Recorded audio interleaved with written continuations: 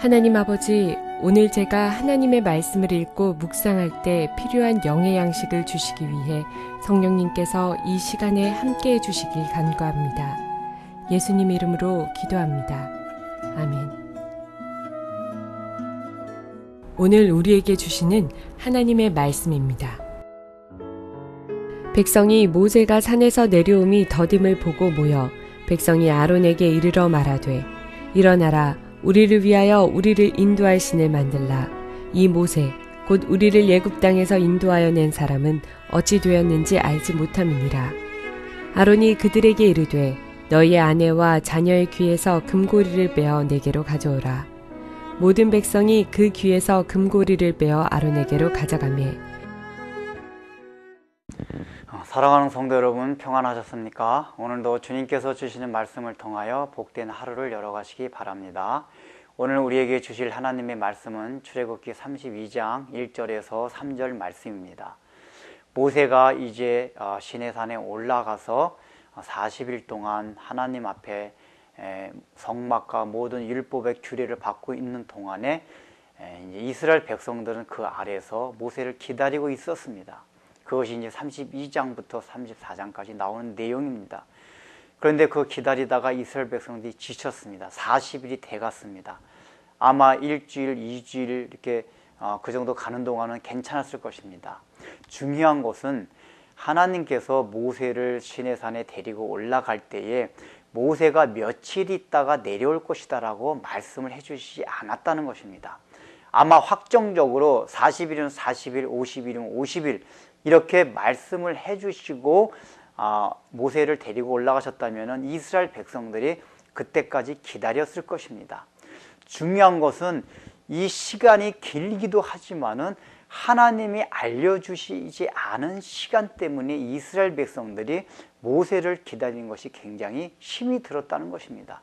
그래서 어느 정도 시간이 되다가 40일이 되었을 때에 이제 모세가 막 내려오고 있을 그 시간에 이스라엘 백성들은 결국은 하나님을 떠나서 하나님을 배반해가지고 금송아지를 만드는 사건이 일어납니다. 그것에 바로 서두가 오늘 1절에서 3절 내용입니다. 그런데 이스라엘 백성들이 금송아지를 만드는 이유를 오늘 1절에서 지금 뭐라고 표현하고 있습니까? 모세가 내려오는 것을 더딘 것을 보고라고 얘기하고 있습니다.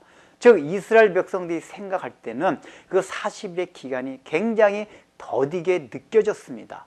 그런데 조금 전에 말씀드렸듯이 더디다는 것은 단순하게 시간의 흐름이 40일간 지났기 때문에 그런 것이 아닙니다. 왜 그렇습니까? 하나님께서 며칠 있겠다 하는 그 확정적인 말씀을 해주시지 않았기 때문에 그렇다는 것입니다. 이것이 인간이 가진 약점입니다. 인간은 미래에 대가 불투명하게 되면은 하나님을 오히려 그때 더 의지를 해야 되는데 하나님을 의지하지 못합니다. 인간의 생각과 신념들이 들어갑니다. 제가 그 창세기 때도 한번 말씀을 드렸지만 우리가 흔히 비전, 청사진을 얘기합니다. 그런데 비전과 청사진을 얘기할 때 우리의 심리적 기준에는 무엇이 있냐 하면은 우리 사람들은 미래에 대해서 무엇인가 확실한 게 보여줘야지만이 따라가기가 쉽습니다. 따라가려고 합니다. 그게 불투명하면 따라가지 않으려고 합니다. 그래서 자꾸만 비전을 보여줘야 하고 청사진을 보여줘야 되는데 실제 성경에 나타난 모든 인물들과 하나님께서 그들을 이끌어간 인도한 방식들을 보면은 한 번도 비전을 보여준 적이 없습니다. 어떤 청사진을 보여준 적이 없습니다. 아브라함도 그렇고 모세도 그렇고 모든 사람이 다 그랬습니다. 하나님께서 그냥 인도하셨습니다. 그들은 자기 자신이 어떤 길로 가는지 모르고 하나님의 부르심을 다 받았습니다. 왜 그렇습니까? 비전과 청사진이 있으면 사람들은 그걸 보고 따라갑니다. 하나님을 신뢰하고 의지하지는 못합니다. 그런데 오히려 그 비전과 청사진이 없을 때 우리는 하나님만을 신뢰할 수 있었습니다. 근데 지금 오늘 이스라엘 백성들의 상태는 하나님께서 그걸 보여주시지 않은 것입니다. 40일 있다 모세가 모든 증거판과 모든 시간을 갖고 내려올 것이다 라고 그 비전만 보여주셨으면, 청사진을 확실하게 보여주셨으면 이스라엘 백성들이 금송아지 만드는 어리석은 이 범죄를 절대로 저지르지 않았을 것입니다. 그러나 그것이 없었습니다. 하나님께서 그걸 일부러 주지 않았습니다. 왜 그렇습니까? 범죄할 것을 하나님께서는 알으셨을 것입니다.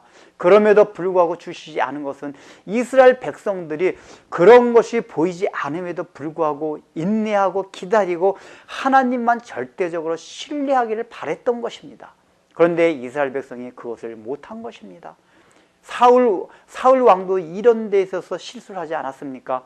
그가 블레셋 전투라는 막중한 굉장히 힘든 상황 속에서 하나님 앞에 희생제사를 드리고 나가야만 했습니다.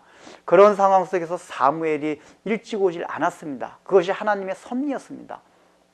그런데 사울은 그 사무엘 끝까지 기다려야 했습니다. 왜냐하면 희생제사는 사무엘만이 드릴 수 있었기 때문입니다. 그러나 그는 사무엘이 늦게 오자 자기가 너무 마음이 급해가지고 자기 자신이 희생제사를 드렸습니다. 어차피 제사는 하나님께 드리는 것이니까 블레셋 전투를 위해서 뭐 사무엘이 없었으니까 내가 드린들 어떠랴 하고서 그런 마음으로 드렸던 것입니다. 그가 하나님을 배반해서 그렇게 드린 것이 아닙니다. 다만 하나님의 시간을 기다리지 못한 것입니다. 우리가 흔히 얘기하는 크로노스의 시간과 카이로스의 시간이 있습니다. 크로노스 시간이라는 것은 우리 인간이 생각하는 그저 시간 단위가 흘러가는 그 시간을 말합니다. 그런데 우리는 그런 크로노스 시간에 갇혀 있게 되면 하나님의 뜻을 분별하지 못하고 하나님의 뜻을 기다리지 못합니다. 우리는 카이로스의 시간을 우리의 삶 속에서 그걸 실현시켜야만 합니다. 하나님의 섭리의 때, 하나님의 때가 있습니다.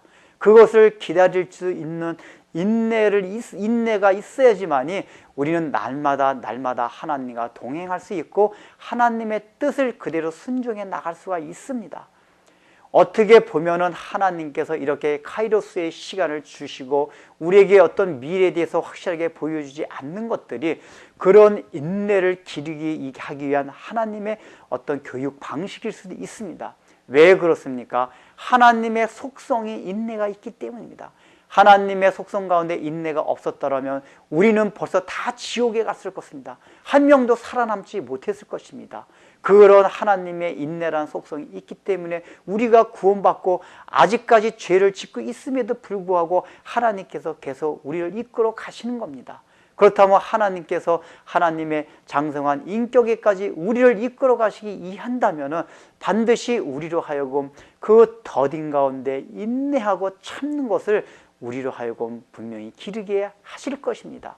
그것을 위해서는 우리에게 크로노스의 시간을 주시는 것이 아니라 이 세상의 크로노스 시간 가운데서도 우리 믿는 사람들은 늘 카이로스의 시간, 즉 하나님의 때를, 하나님의 섭리를 생각하면서 모든 시간을 계산하며 인내하고 살아가라고 하는 것입니다. 기도하겠습니다. 하나님 아버지, 우리는 얼마나 조급한지 크로노스 인간의 시간을 가지고 재면서 우리가 생각한 그때가 오지 않으면은 우리의 생각대로 우리의 심년대로 행동하는 때가 얼마나 많은지 알 수가 없습니다. 그것이 또 우리는 하나님의 뜻이라고 우리 스스로를 합리화하면서 또 행동하지 않습니까? 이제는 그러한 모든 조급함을 버리고 우리가 인내심을 가지고 그렇게 더딘 가운데서도 하나님의 뜻이 이루어지는 그 카이로스의 시간을 기다리며 인내할 수 있는 그러한 우리가 믿음과 역량을 길러나가게 하여 주옵소서. 예수님의 이름으로 기도드립니다. 아멘.